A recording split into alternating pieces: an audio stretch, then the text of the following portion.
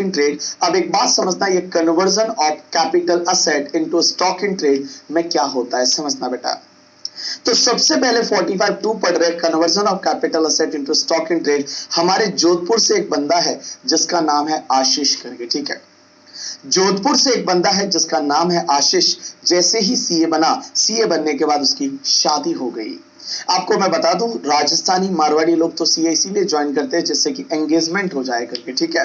Because घर वाले पूछते हैं बेटा क्या कर रहा है, तो बोलते हैं बेटा सीए कर रहा है।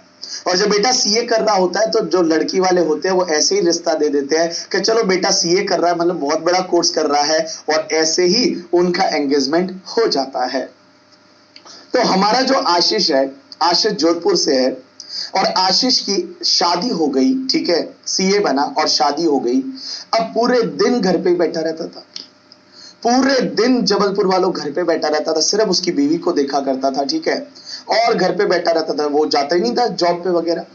उसकी बीवी ने बोला कि भाई तुम जॉब पे जाओ, जॉब पे जाओ, कुछ कमा के लाओ। तो बोले नहीं, मुझे तो सिर्फ तुम में रब दिखता है यारा, मैं क्या करूं। ऐसा सेंटी वाला बंदा हो गया आशीष।